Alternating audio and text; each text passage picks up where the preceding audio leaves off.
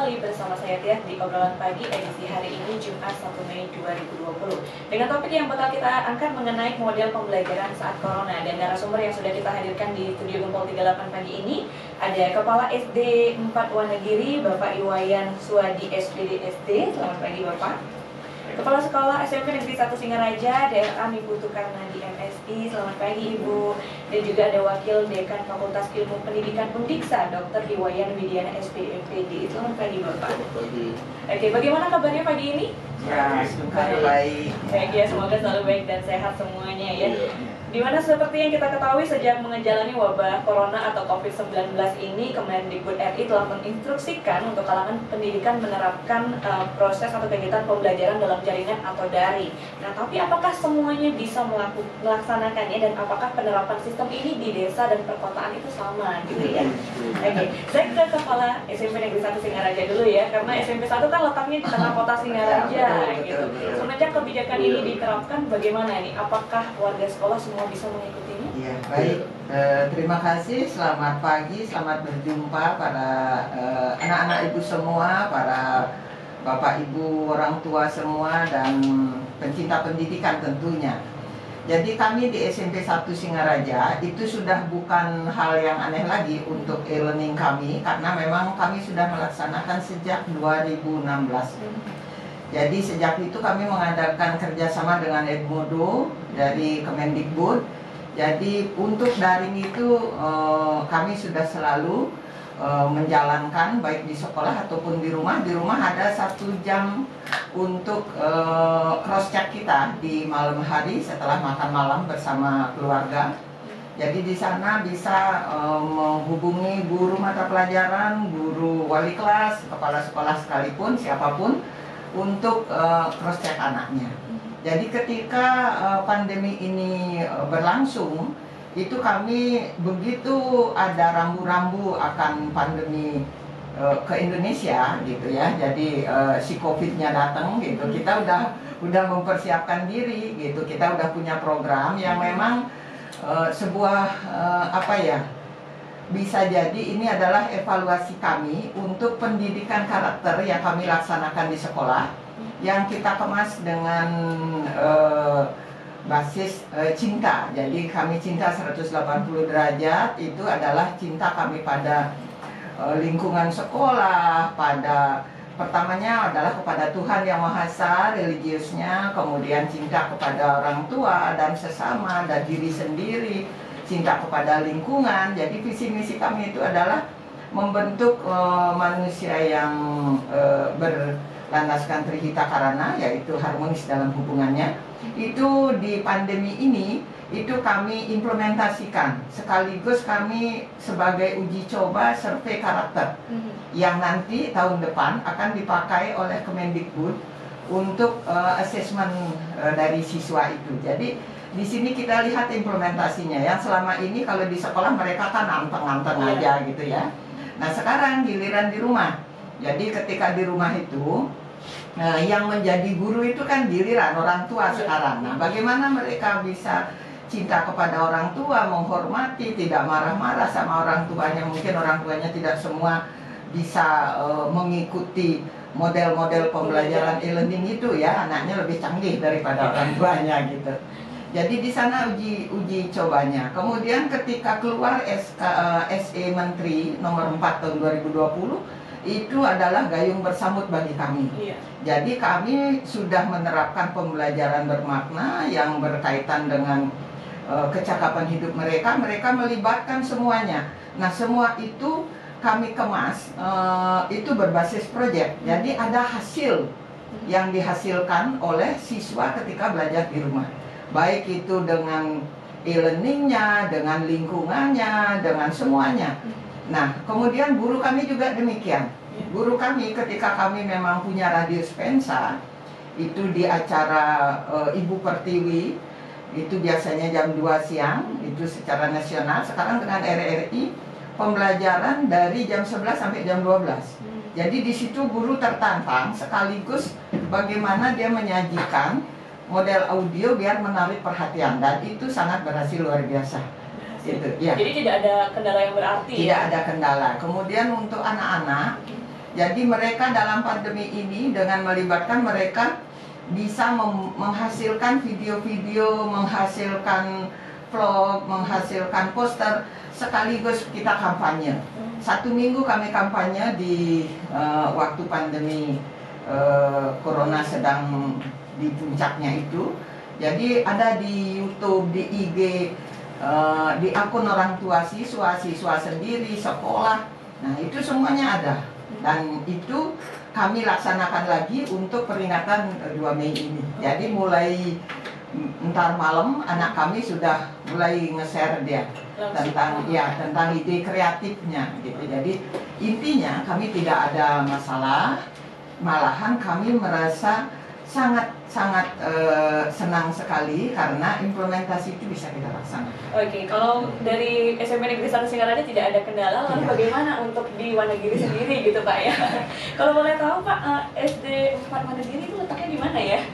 Baik, terima kasih Bu. Untuk SD 4 Wonogiri letaknya itu di bawah, dari Jalan Raya Utama Pasar Gobleknya itu turun lagi ke utara, itu turun ke hutan sekitar lagi 1 kilo. Tapi terpencil ya? Iya, terpencil di daerah yang lemah itu. Gitu. Makanya untuk pendidikan sebenarnya ada himbauan dari pemerintah untuk anak-anak belajar di rumah itu. Terus terang kami tidak bisa melakukan secara daringnya itu. Kendalanya sinyal di sana. Walaupun kartu apa kami coba gunakan di sana, maka dengan jalan lainlah kami berusaha biar anak-anak itu bisa melakukan pembelajaran di rumah. Ya, bilang orang Bali bilang itu kawan orang ketuyuk. Guru-guru dia ngajak tuyuk ya. Sehingga dalam seminggu itu kami harus jemput bola ke rumah hasil pekerjaan anak-anak itu. Itu kami lakukan 2 kali dalam seminggu gitu, sambil ya mengingatkan anak-anak seperti imbauan dari pemerintah itu jangan keluar rumah gitu, biar dia aman juga gitu, maksudnya ingat pakai masker, cuci tangan gitu. Makanya ya kami sama guru-guru itulah lakukan. Ya coba kalau misalnya kami lakukan untuk itu di dunia maya, itu orang tua maklek bertanya Bu, minta dana. Nah, bagaimana kami, karena jumlah siswa kami hanya sedikit Bu, tidak bisa kami bantu itu. Guru-guru aja dengan sukarela itu melakukan perjalanan menjemput hasil karya anak-anak itu. Jadi langsung turun ya? Iya turun itu Bu, sampai dari sekolah posisi ke bawah ke utara itu lagi 3,5 kilo menjemput masuk ke ladang-ladang lagi gitu Bu. Nah itulah usaha-usaha yang kami lakukan sama teman-teman guru untuk yang menjalankan program pemerintah dari semenjak ada himbauan masalah penyakit coronanya ini gitu Bu ya. Tapi semua siswanya bisa mengikuti, maksudnya mereka mengerjakan tugas-tugas? Ya mengerjakan sambil mengingatkan orang tuanya itu biar di rumah lah bimbing anaknya untuk belajar. Kami berikan buku-bukunya begitu, buku-buku pelajaran kami berikan, tapi tugasnya itu tiap 3 hari sekali kami ambil dan berikan tugas-tugas baru lagi gitu Bu. Oke, jadi tetap ada tugas ya? Iya, tugas tetap itu. Bukan ini. Nah, lalu Bapak selaku akademisi nih melihat keadaan seperti ini, ada ketimpangan, perbedaan ya antara di perkotaan dan juga pedesaan. Apa yang sebenarnya bisa dilakukan oleh pihak-pihak pendidikan ini? Terima kasih. Selamat pagi kepada Pak Musa Bali Undur. Kalau dilihat dari masa pandemi ini, kemudian ditinjau dari pendidikannya, itu saya pikir semua aspek sudah melakukan pekerjaannya dengan baik, sudah berusaha untuk mencapai tujuan pendidikan. Seperti yang disampaikan oleh Kepala SMP 1 tadi, sudah siap dengan daringnya. Nah, walaupun di SD 4 Wonogiri belum siap dengan daringnya, tapi melakukan usaha untuk ikut bola. Tapi saya melihat aspek yang berbeda. Tujuan penting dari pendidikan itu adalah membuat siswa itu siap untuk bertarung seperti yang dijelaskan oleh Pak Menteri, bertarung di lautan luas. Jadi pada zaman saat ini dengan teknologi yang sangat canggih, segala informasi, segala pengetahuan itu bisa didapatkan dari mana saja. Dan pengetahuan itu bisa berubah kapan saja, sesuai dengan temuan-temuan yang terbaru. oleh sebab itu apa yang dilakukan oleh sekolah saat ini itu adalah untuk mempersiapkan agar anak-anak itu bisa bertarung, bisa menyelesaikan masalah pada masa pandemi. Nah, misalnya saya berikan contoh, ketika masa pandemi ini kekurangan masker, itu apa yang bisa dilakukan oleh sekolah untuk memberikan pendidikan kepada anaknya? Apakah anak-anak itu siap dengan membuat masker sendiri, atau anak-anak siap dengan cara membuat sanitizer sendiri? Nah, jadi anak-anak itu disiapkan untuk bisa menyelesaikan masalah. Nah, pengetahuan yang lain itu penting. Bukan berarti itulah pengetahuan salah satu yang harus didapatkan oleh siswa di sekolah. Seperti apa yang dilakukan oleh SMP 1 dan SD 4 ini sudah baik. Ada satu aspek penting yang dilakukan yang sangat baik menurut saya, yang saya lihat, yaitu disiplin. Nah, kunci dari semua pendidikan itu salah satunya adalah disiplin. Salah satu contoh yang bisa saya ambil, ada peraturan pemerintah atau imbauan dari pemerintah untuk memakai masker. Jika siswa tidak disiplin, tidak memakai masker, maka semua pandemi ini tidak akan pernah berakhir. Nah, jadi bukan berarti ketika masa pandemi ini belajar di rumah, kedisiplinan itu dihilangkan. Ternyata tidak. Jadi siswa SMP, siswa yang sekolah SMP, SD itu mengajak tetap siswa itu disiplin. Salah satu disiplin sederhana, mengatur jadwal pembelajaran tetap sesuai dengan jadwal. Ya, jika ada siswa yang tidak disiplin, ya berarti tidak mengikuti. Ya, itu karakter yang harus diubah oleh sekolah dan itu menjadi tanggung jawab besar oleh sekolah. Nah, sekarang pergeserannya adalah tanggung jawab tentang disiplin, pembangunan karakter tidak sepenuhnya menjadi tanggung jawab sekolah. Karena sekarang belajar di rumah. Jadi disinilah peran orang tua itu dibutuhkan untuk membangun sikap, membangun karakter itu betul-betul menjadi tanggung jawab orang tua. Nah, ketika sikap, ketika disiplin, ketika karakter itu tidak terbangun, maka saya pikir semuanya tidak akan bisa sukses. Karena misalnya ada yang bilang siswa begini, buat apa saya potong rambut, toh juga kecerdasan saya tidak ditentukan oleh rambut. Nah, itu buat kiranya bukan di sana. Sekolah punya aturan, jadi sejauh mana siswa itu bisa disiplin mengikuti aturan. Bukan masalah ada kaitannya antara rambut panjang dan rambut pendek. Nah, sama dengan sekarang. Upaya yang dilakukan oleh Spensia itu mengatur jadwal dengan mekanisme, dengan aturan bagaimana pembelajaran itu, learning itu berjalan. Bukan masalah konten siswanya itu bisa atau tidak, sejauh mana siswa itu bisa mengikuti dan mau mengikuti aturan yang diterapkan oleh sekolah. Mengenai anak dan bisa dan tidak itu kan semua anak memiliki kemampuan yang berbeda-beda. Sama juga dengan Wonogiri, itu usaha yang dilakukan lah dengan menjemput bola. Jadi bertanggung jawab pada 2 minggu sekali dibuatkan jadwalnya, gurunya punya tanggung jawab, anaknya mengikuti dengan cara yang disiplin. Sebenarnya itu aja yang dibutuhkan pada pendidikan saat ini. Mengenai informasi, bisa saja gurunya itu lebih lama atau belakangan tahu daripada siswa, karena dengan internet, dengan apa yang kita tidak bisa pelajari di dunia maya. Jadi yang tidak bisa dipelajari oleh siswa itu adalah bagaimana siswa itu belajar, bagaimana siswa itu bisa disiplin, bagaimana siswa itu memiliki karakter yang baik dari sejak ini.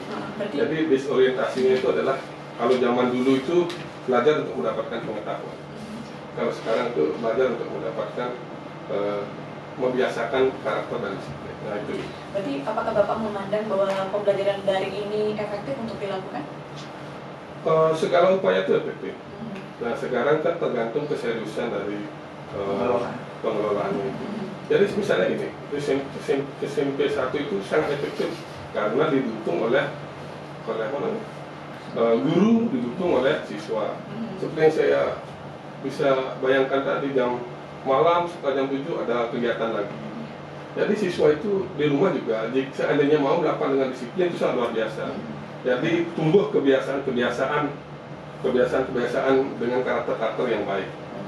Tapi ketika itu tidak didukung oleh orang tua, membiarkan anaknya tidak ikut, itu artinya orang tua mengajarkan anaknya untuk polos. Nah, itu karakter yang tidak baik. Jadi jadwal sudah ditetapkan, tugas sudah diberikan, tinggal dikerjakan. Ya, itu kalau misalnya itu tidak dikerjakan, berarti orang tua bersama guru, misalnya guru tidak memeriksa tugasnya, orang tua tidak mendampinginya, nah itu menimbulkan kebiasaan yang tidak baik. Nah kebiasaan yang tidak baik itu yang tidak baik. Oke, nah kalau tadi misalnya Bapak bilang ini udah efektif kalau ada dukungan dari orang tua itu sendiri gitu. Dan tadi dari SD 4 luar negeri juga bilang ada orang tua yang ingin minta bantuan baru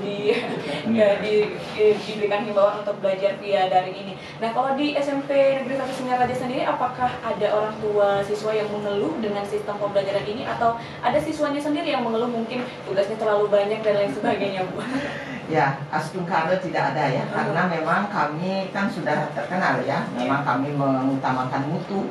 Jadi ketika mereka di sekolah itu kita memang sudah membiasakan pada anak-anak itu untuk disiplin. Memang mungkin itu salah satu dari SMP 1 tetap menjadi sekolah favorit di tengah zonasi ya. Kami tidak pernah menurunkan mutu, dan ini kami selalu ajarkan tentang karakter dasar itu. Jadi Astungkara lewat grup-grup paguyuban orang tua, kelas anak-anak gitu kan. Jadi tidak ada yang mengeluh bagi mereka. Justru kami melihat setelah sekarang ini 1 bulan efektif di rumah belajar, itu dari guru-guru kami ketika kami Vikon, itu kami evaluasi, ternyata hasilnya luar biasa. Artinya ketika anak-anak itu didampingi oleh orang tuanya belajar, ini kan hampir full mereka kemarin itu kan. Itu kami saat itu adalah sedang melaksanakan penilaian tengah semester PTS.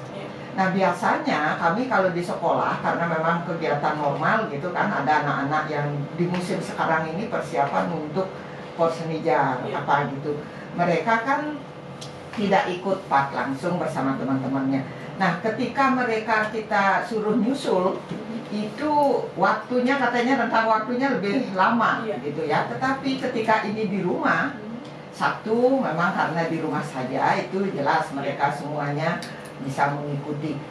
Nah kemudian dengan tugas-tugas yang diberikan itu, mereka disiplinnya lebih tinggi.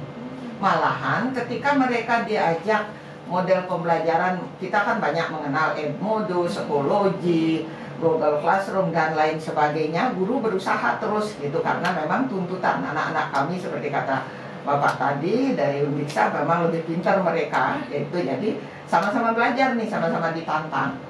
Itu mereka malah minta tugas, karena memang kami intinya di sini survei karakter itu kami ingin menonjolkan, melihat karakter mereka. Bagaimana mereka dengan orang tuanya, dengan adiknya, dengan keluarganya yang ada di rumah, mereka tidak bosan di rumah gitu. Jadi mereka tidak merasa, karena di samping itu pembelajarannya yang bermakna sesuai dengan kecakapan hidup yang memang kita laksanakan di kurikulum itu. Itu seperti orang tuanya malah banyak, aduh sekarang niatnya bangun pagi-pagi bersihin tempat tidur, langsung ikut masak, langsung maturan jotan dan lain sebagainya. Dan itu mereka videokan, itu mereka ingin dilihat oleh guru, wali kelasnya, kepala sekolahnya, bahwa ini loh saya di rumah sudah mampu melaksanakan. Karena sebelum masa belajar di rumah itu, kita kumpulkan tanggal 16 Maret itu kita kumpulkan semua, bahwa selama pandemi ini tidak ke sekolah, kami ingin melihat siapa diri Anda sendiri, diri kalian. Kalian bisa memberikan cerminan bahwa pembelajaran yang kami berikan, terutama karakter itu, bisa terlihat hasilnya dengan tugas-tugas, dengan proyek yang mereka buat. Nah, itu mereka anak-anak di Sepensa itu berlomba. Ya, jadi ketika kami suruh kampanye dengan segala macam, mereka berusaha dengan baik untuk mengikuti. Jadi dengan penuh semangat gitu. Jadi tidak ada keluhan. Astungkara dari orang tua juga, malahan orang tuanya bilang begini, kok justru anak saya kebalik ya, di pandemi ini sedikit main game katanya. karena mereka harus buat videonya itu diulang gitu kan. Jadi lebih sedikit katanya main game gitu kan. Jadi ini kami lihat itu sangat bagus sekali, dan kami sudah pakai untuk program di tahun pelajaran baru itu, bahwa kami akan usahakan. Ada orang tua yang bilang, ini mohon maaf, anak-anak ketika kita dampingi belajar tidak keluar, saya lebih gampang urusnya gitu. Jadi mereka minta, Bu, jam untuk belajar di rumah itu, karena kami mempergunakan SKS Pak, gitu. Jadi jam untuk tambahan anak-anak di SKS itu diperkuat di rumah Bu gitu. Jadi kami sudah susun itu bersama tim manajemen mutu kami untuk tahun ajaran baru, bahwa anak di SKS itu, kemudian anak yang di reguler juga, kami akan berikan pendalaman tambahan jam untuk di rumah lagi. Jadi tidak lagi mereka itu harus keluar mencari tambahan pengetahuan, karena memang mulai tahun depan itu asesmen numerik, literasi numerikal, kemudian survei karakter dijalankan.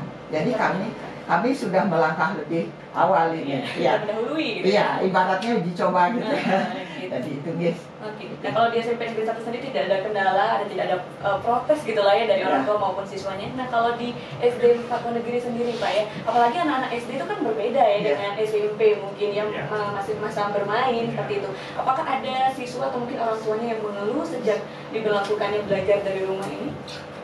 Nah, kalau mengeluh memang tidak. Tapi cuma keberatannya itu dia, karena bilang gini, waktu kemarin kami sempat ke paling ujung utara, kami jemput pola tugas anak sana, itu keberatannya itu tidak bisa lah katanya anak-anak dalam masa seperti sekarang ini kita harus diam di rumah itu membantu orang tua, karena cuma dulu mengerjakan tugas-tugas saja gitu kan. Beri jawab, Pak, maklum ini kan sudah tidak diimbau oleh pemerintah, anak bapak suruh kerja apa, kita kan disuruh dia tinggal di rumah untuk menghindari kita kena virus coronanya ini gitu. Keluhannya begitu kemarin orang tuanya. Maksudnya gini Pak, kan mumpung anak-anak ada di rumah ya biar Mbak bisa lah membantu keadaan ekonomi seperti sekarang gini gitu. Orang tuanya salah seorang dari orang tua siswa ada yang paling jauh sekali itu yang kemarin jemput gitu, hasilnya Bu. Oke, masih ada minimnya pengetahuan dari orang tua siswa sendiri gitu berarti ya tentang kebijakan yang dikeluarkan oleh pemerintah. Karena itu yang terang orang tuanya hanya juga tamatan SD Bu, bukannya pendidikan lebih lanjut gitu. Sudah juga dia termasuk jauh dari keramaian gitu Bu. Masuk dari jalan raya, cari rumahnya lagi 1,5 kilo Bu gitu. Dan raya yang sudah masuk turun ke bawah ke pelosok ini, bukan jalan raya yang asal kompleknya itu gitu. Itu yang kemarin yang dapat terima dari keluhan orang tuanya gitu ya. Oke, jadi itu yang di daerah terpencil ya, saya dibilang gitu ya. Oke, Pak, selaku akademisi melihat hal ini seperti itu, masih ada orang tua siswa yang belum mengerti apa yang bisa dilakukan mungkin oleh para guru di sana. Yang pertama, perubahan belajar tatap muka ke daring ini kan 360 derajat itu berbeda. Yang awalnya mereka datang ke sekolah belajar, kemudian akhirnya belajar di rumah. Nah, belajar di rumah itu kendalanya mengajar. Dan perubahan ini pasti yang tidak terbiasa dengan perubahan itu pasti akan banyak mengeluh. Jadi yang sudah terbiasa dengan perubahan ini itu hal yang wajar. Nah, kendala yang dihadapi oleh SD 4 Satuan Negeri itu sudah diatasi oleh kepala sekolahnya dengan melakukan paper bola. Karena pembelajaran di rumah itu tidak harus dilakukan dengan e-learning. Jadi tidak mesti dilakukan dengan e-learning. Jadi itu menyesuaikan dengan situasi dan kondisi. Sehingga tetap menjalankan protokol COVID-19. Jika apa yang dialami oleh kalau kebijakan pemerintah ini kan kebijakan yang bersifat general. Jadi kalau SD 4 Satuan Negeri sifatnya kasus SD. Jadi tidak semua mengalami hal yang sama. Hanya mungkin beberapa lokasi. Nah, beberapa lokasi seperti yang ada di SD 4 Satuan Negeri inilah yang menjadi perhatian dari pemerintah. Jadi diperhatikan bagaimana keadaan sekolahnya, apakah menjangkau learning atau tidak. Kalau tidak menjangkau learning, harus diajak berdialog bagaimana caranya agar pembelajaran itu tetap berlangsung. Nah, ada inisiatif dari Bapak Kepala Sekolah itu untuk melakukan cara dengan jemput bola. Jadi itu tidak masalah, yang penting pada masa pandemi ini pembelajaran tidak berlangsung. Bukan berarti e-learning lebih baik daripada jemput bola. Tidak definisi sampai di sana. Makanya saya jelaskan di awal tadi, saya melihat aspek yang berbeda. Kunci dari pendidikan itu adalah pembangunan karakter, disiplin, kerja keras, dan sebagainya. Jadi apa yang dilakukan oleh SMP 1 dan SD 4 itu hal yang sama, cuma caranya yang berbeda. Nah, yang saya belum lihat itu adalah bagaimana sekolah tetap memperhatikan tidak pada pengetahuannya saja. Kadang-kadang kan sekolah itu terlalu mengejar nilai dan pengetahuan yang harus didapatkan oleh siswa. Karena sekolah, universitas itu tidak bisa menjamin ketika dia bisa menguasai kimia, dia menguasai matematika, dia bisa hidup layak ke depannya. Dia bisa mendapatkan pekerjaan yang bagus tidak. Tapi sudah pasti, sudah jaminan jika anak itu memiliki karakter yang baik, disiplin, kerja keras, pasti akan menjadi orang sukses. Nah, jadi aspek yang harus tetap ditanamkan pada masa pandemi ini adalah aspek itu. Dan saya pikir sekolah-sekolah sudah melakukan itu. Cuma itu harus tetap dilakukan dan belum saya lihat saat ini. Oke, terima kasih. Oke, terima kasih Bapak. Nanti kita masih akan berbincang-bincang dengan ketiga narasumber kita, dan untuk mitra 104,6 FM yang ingin bertanya, kalian bisa bergabung via telepon di 23455, tapi kita break iklan dulu. Saya kembalikan dulu ke rekan Rangga. Silakan rekan Rangga. Baik, terima kasih rekan Rangga, dan kembali lagi mitra 104,6 FM bersama saya Tiat di obrolan pagi, masih edisi hari ini Jumat 1 Mei 2020, dan topik yang kita angkat masih tetap sama ya, belajar di tengah model pembelajaran saat corona. Oke, sembari kita menunggu penelpon di 23455, mungkin Tias dulu yang bertanya ya ke Bapak selaku akademisi Undiksa. Tadi kan Bapak menekankan di pendidikan karakter, dan itu bisa didapatkan oleh siswa bukan hanya di sekolah tapi di rumah juga. Bagaimana peran orang tua untuk membentuk karakter dari anaknya itu sendiri selama pandemi corona ini? Ya, terima kasih. Nah, ketika belum masa pandemi itu orang tua sedikit punya waktu untuk memberikan internalisasi kepada anaknya tentang pendidikan karakter, disiplin dan sebagainya.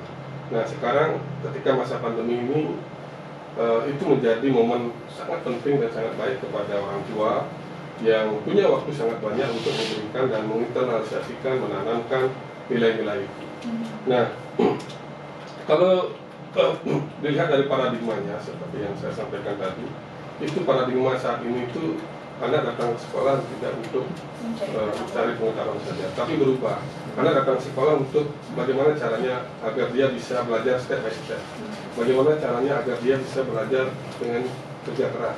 Bagaimana caranya dia ke sekolah agar bisa dia memiliki pengetahuan untuk menyelesaikan masalah dengan problem misalnya. Nah, itu sekarang bagaimana mengubahnya yang awalnya itu ingin didapatkan di sekolah bisa didapatkan di rumah. Nah, jadi tidak hanya transfer knowledge yang dibawa ke rumah, yaitu yang awalnya transfer knowledge-nya ada di sekolah, sekarang transfer knowledge-nya dibawa ke rumah. Tidak hanya memindahkan transfer knowledge saja, tapi bagaimana memindahkan paradigma baru ini ke rumah. Dan itu menjadi tanggung jawab besar bagi orang tua sekarang yang tidak memiliki basic sebagai seorang pendidik dan guru. Jadi ketika anak itu sukses, misalnya gini, ibunya penari, anaknya sukses menjadi penari, itulah internalisasi yang contoh konkret yang paling sukses. Bagaimana orang tuanya menanamkan nilai-nilai yang ada pada dirinya kepada anaknya, sehingga dia bisa mendidik dengan cara keras, dengan disiplin dan sebagainya. Jadi sama dengan di sekolah, bagaimana anak-anak SMP 1 itu yang sukses di bidang pengetahuan, misalnya selalu juara lomba ini, sekarang itu dibawa ke rumah. Bagaimana konsep Spensa itu dijalankan agar itu tetap bisa berjalan. Karena saya pikir tidak semua keluarga yang ada di rumah bisa melakukan itu. Jadi komunikasi itu tidak hanya bisa dilaksanakan bersama anak saja. Jadi komunikasi itu juga harus bersama orang tua. Seperti yang dijelaskan oleh Spensa itu memiliki grup-grup yang paguyuban dengan orang tua. Jadi transfer knowledge itu anak-anak itu bisa lebih cepat mengetahui. Tapi bagaimana anak itu belajar kerja keras, bagaimana itu tahan banting, tahan kemalangan, disiplin dengan waktu, itu orang tua bisa mendampingi bersama komunikasi bersama sekolah. Nah, kalau misalnya hal itu tidak dilakukan dengan baik, saya yakin kita bisa melihat 5 tahun ke depan warga-warga kita yang tidak disiplin, warga-warga kita yang tidak memiliki karakter. Jadi itu sangat penting untuk kita lakukan. Walaupun masa pandemi ini harus belajar itu. Oke, terima kasih. Dan kembali ke Spensa, mungkin mungkin tadi yang dijelaskan itu kan dari segi pembelajaran untuk pengetahuan ya, tugas-tugas yang diberikan, penanaman karakter juga sudah. Tapi untuk misalnya kegiatan ekstrakurikuler kan biasanya ada di SMP Negeri 1 Singaraja. Nah, di tengah pandemi ini apakah itu berlangsung tatap muka atau juga daring? Oh, begini.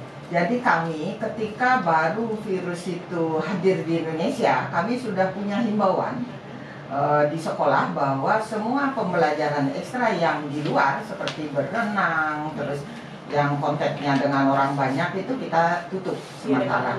Nah, sekarang ini di saat pandemi ini guru olahraga itu tetap mereka lewat Google Classroom, lewat Zoom, mereka melihat. Nah, sekarang ini kan ada model TikTok tuh. Ya, mungkin ada yang masuk. Oke, diangkat dulu penelponnya mungkin. Halo, selamat pagi. Bukan, ya, bisa bukan, baik. Jadi banyak ada model-model seperti TikTok yang insal itu malah saya ya silahkan. Lanjutkan. Ya, malah saya yang kolot gitu ya, yang katrok. Jadi anak-anak itu dengan cara dia di sana bergerak, di sini bergerak, terus dengan aplikasi itu mereka bisa bersama-sama menyerasikan gerakannya. Nah, itu dari untuk olahraga. Kemudian yang lainnya, orang tua itu mengajak olahraga di rumah. Ada yang saya lihat itu laporannya, mereka meja makannya dipakai meja pingpong. Kemudian terus bulu tangkis di rumahnya yang punya halaman. Terus yang tidak catur. Jadi itu lewat online juga. Gitu ya. Oke, kita angkat dulu penelpon yang sudah bergabung bersama kita. Halo, selamat pagi. Halo, selamat pagi. Oke, terputus ya. Mungkin bisa dicoba kembali di 23455. Iya, jadi saya lanjut. Jadi itu yang olahraga. Kemudian guru-guru yang agama, itu mereka dengan caranya tersendiri, mereka bertanya, apa yang kamu lakukan? Bisakah kamu melaksanakan tulisan dia? Nah, di grup lain, di orang tuanya melaporkan, Pak, anak saya sekarang lebih leluasa. Tidak di tulisan dia pagi, tidak diropal di sekolah gitu ya, jadi lebih leluasa gitu. Jadi selalu ada cross check di kami, karena memang kami adalah bersyukur sebagai pelaksana sekolah piloting PPK, piloting pendidikan keluarga, kemitraan, hampir semua kami. Oke, kita angkat dulu penelpon yang sudah bergabung. Halo, selamat pagi. Hilang lagi. Halo, selamat pagi. Jika mungkin Anda mendengarkan via streaming, langsung bisa disebutkan namanya dan langsung pertanyaannya atau sarannya mungkin. Ya, kalian bisa mendengarkan via streaming di www.munterakam.com. Langsung saja disebutkan nama dan pertanyaan atau sarannya.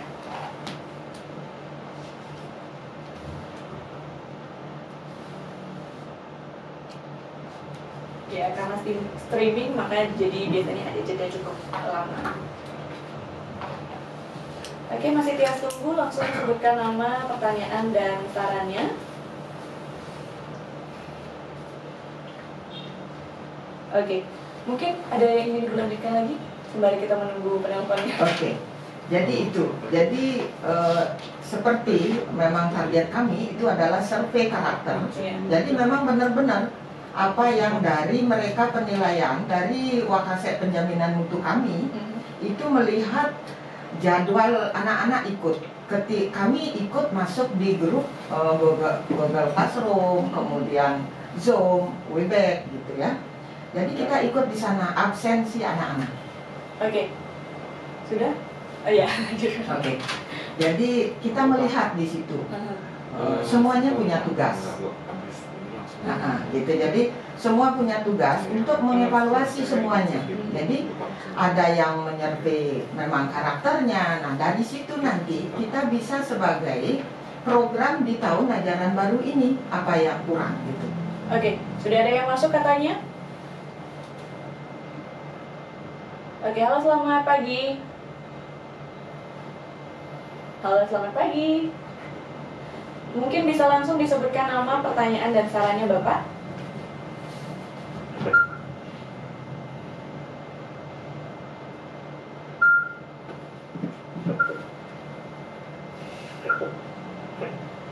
Oke. Halo selamat pagi.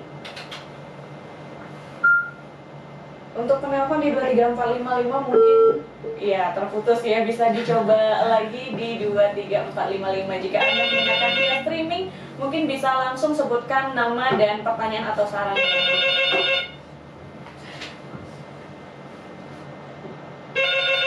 Oke, coba diangkat dulu.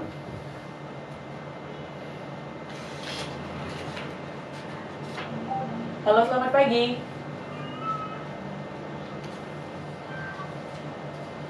Jika Anda mendengarkan via streaming, bisa langsung disebutkan nama, pertanyaan, dan atau sarannya.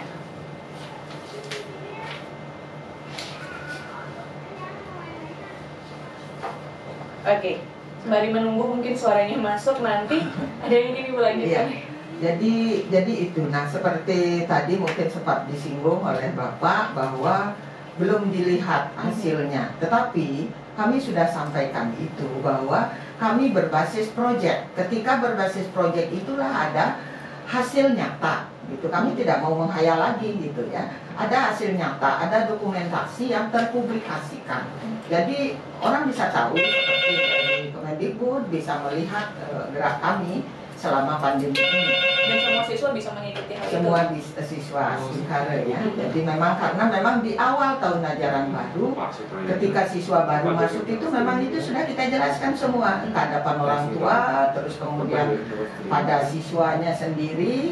Karena di awal tahun itu kita adakan sosialisasi memang. Kelas 7-8 yang naik ke kelas 8-9 mereka ke sekolah orang tuanya saat mendaftarkan diri kembali gitu. Kalau sekolah lain mungkin saya lihat belum ada itu. Kami ada daftar kembali untuk kelas yang naik kelas. Nah kelas 7 baru itu memang sosialisasi. Jadi di situ program-program sekolah mereka hafal betul gitu ya. Kemudian mereka membentuk mempertanggungjawabkan kegiatan paguyubannya. Oke. Sudah ada yang masuk katanya? Ya, terima kasih Bu. Jadi sama ya itu ini. Nah, jadi kalau kita berbicara tentang belajar di rumah, sudah barang tentu jadi tidak seperti yang tatap muka itu efektif dan juga bermakna. Tetapi walaupun demikian, kalau untuk saya sendiri, kalau kita berbicara itu masalah pendidikan, kita kan tidak bisa lepas daripada masalah mutu.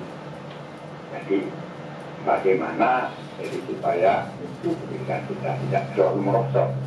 Jadi walaupun jadi ya belajar di rumah.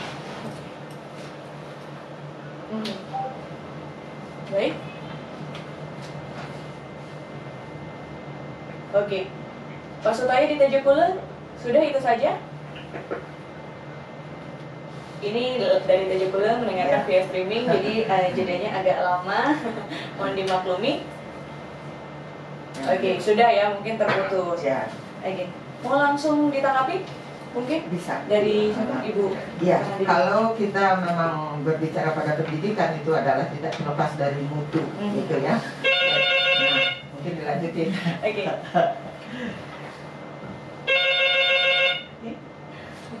Oke, mungkin bisa langsung ditanggapi saja.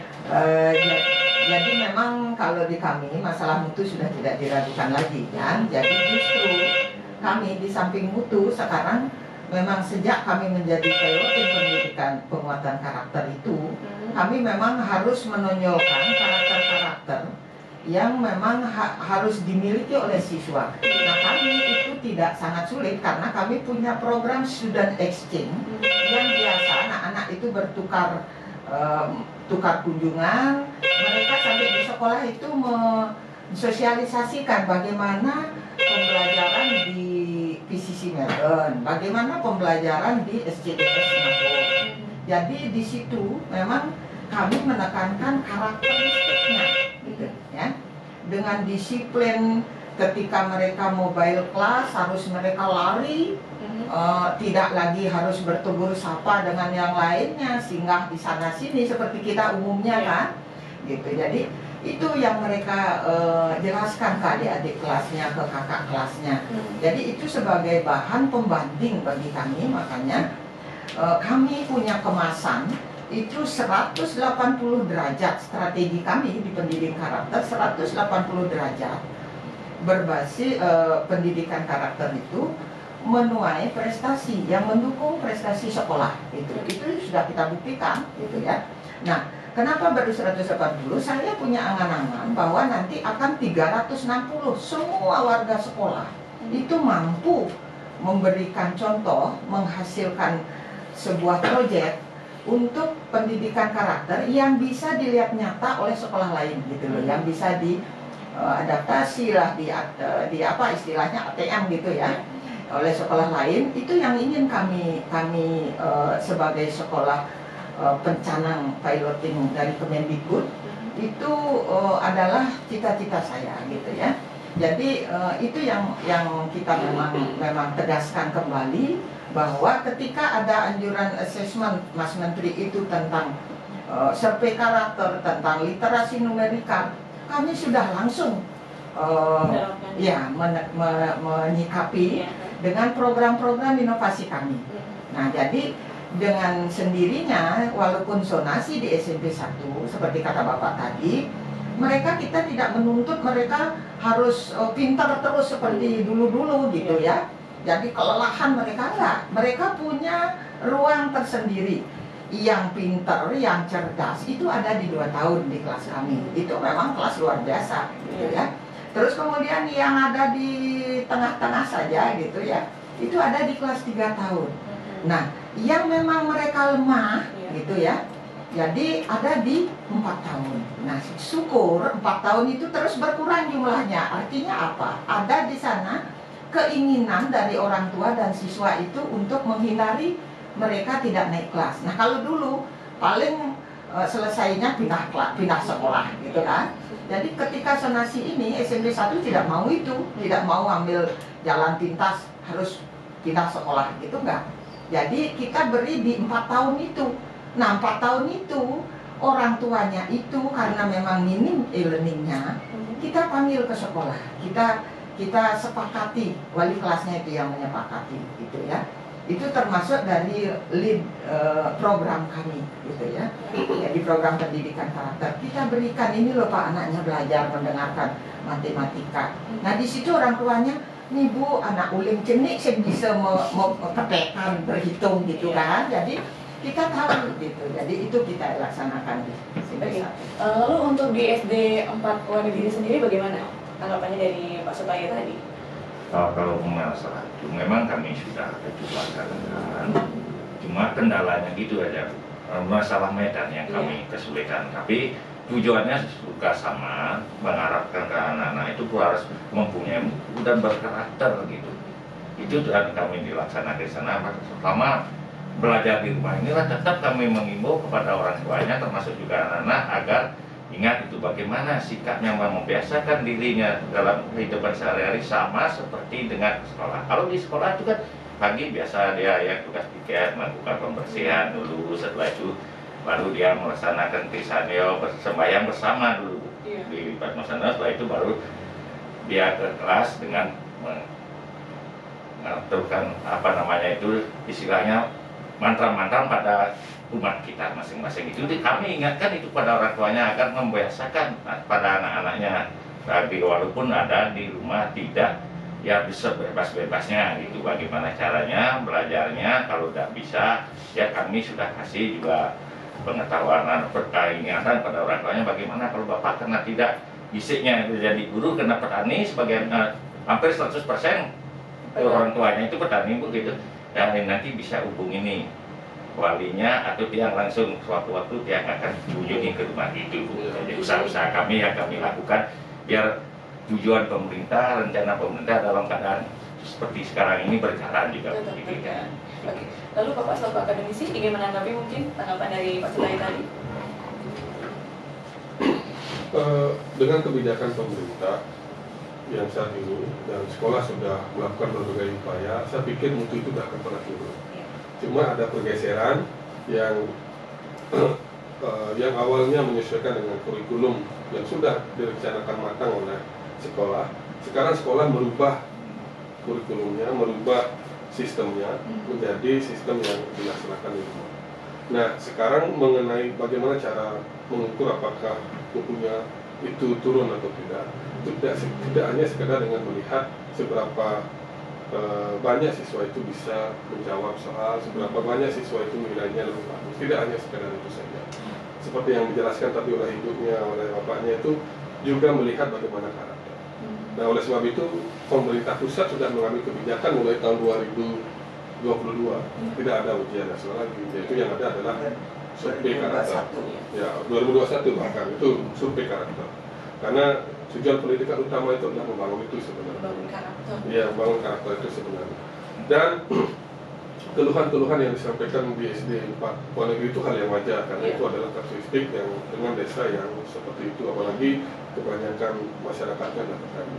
Dan itu berbeda dengan mungkin kasus yang di kota mungkin berbeda, tidak mengalami gangguan internet, mungkin gangguan yang lain yang dialami. Itu hanya kasuistik, tapi secara general saya lihat semuanya sudah berjalan dengan baik upaya-upaya saat ini. Seperti yang saya sampaikan tadi, mari semuanya tetap menjaga, mengawal apa yang menjadi kurikulum pemerintah yang awalnya dilaksanakan di sekolah menjadi dilaksanakan di rumah. Hanya itu. Tidak kalau ada guru sampai hanya memberikan tugas, kemudian terus memberikan tugas, itu menyebabkan konsepnya itu adalah hanya transfer knowledge. Kalau guru hanya memberikan tugas, diperiksa, berikan tugas, diperiksa, itu transfer knowledge. Tapi karakter itu susah dibangun di sana. Kalau hanya sekedar memberikan tugas. Tapi perhatikan hal-hal lain seperti yang disampaikan oleh Pak Diri. Ajak orang tuanya, kalau di sekolah kebiasaannya jam 7 pagi itu jam 7 berdatang pembersihan. Kemudian ajak di rumahnya orang tua mendampingi anaknya pembersihan. Kemudian setelah pembersihan laksanakan tersalju. Jadi di rumah harus dibiasakan itu. Jadi kalau misalnya itu tidak dilaksanakan di rumah, berarti yang terjadi itu hanya transfer knowledge. Jadi yang awalnya di sekolah sudah disiplinkan, pagi pembersihan, sembahyang, kemudian belajar kepada orang guru, kemudian rambutnya dicukur, dipendek sesuai dengan kurikulum ada di sekolah.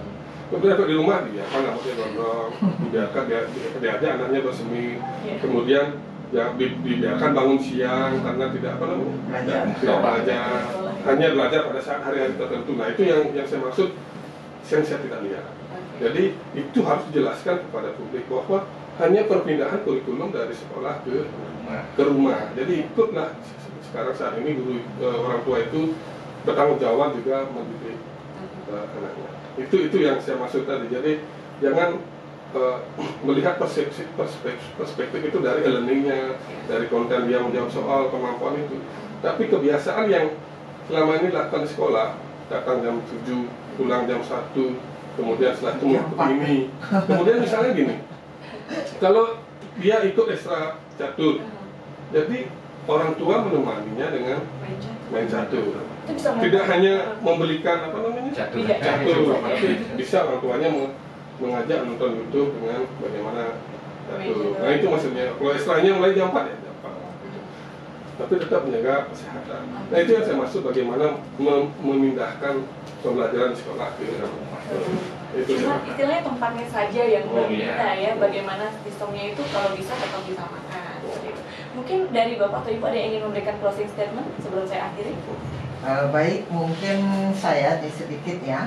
Jadi memang kami selalu berusaha mengambil hikmah di balik musibah, karena kami ingin mengajak kita jangan cepat-cepat a priori terhadap situasi kondisi yang ada, tetapi belajarlah mengambil hikmah, belajarlah kita di sana melihat apa yang bisa kita kerjakan, karena memang nanti di situ akan ada hasil sebuah karya. Nah, di mana guru itu kan dihargai karena karyanya. Jadi jangan pernah kita a priori tentang perubahan-perubahan yang ada. Jadi pada kesempatan ini kami ucapkan selamat Hari Pendidikan Nasional tahun 2020 kita belajar dari si COVID-19 gitu ya. Tetap salam tangguh, semoga kita selalu sehat dan badai ini cepat berlalu. Terima kasih. Terima kasih. Ya. Cukup. Oke, baik, terima kasih Sobat Guntur dan ketiga narasumber kita yang sudah hadir di studio Kumpul 38 pagi ini, dan juga tadi buat mitra 104,6 FM yang sudah bergabung di 23455. Jika kalian kelewatan obrolan pagi edisi hari ini, jangan lupa kalian bisa langsung cek di YouTube-nya Radio Guntur. Jangan lupa like atau tinggalkan komen jika Anda punya saran atau pertanyaan yang ingin Anda sampaikan. Oke, sekian obrolan pagi edisi hari ini. Saya kembalikan waktunya ke rekan saya Randa. Silakan rekan Randa.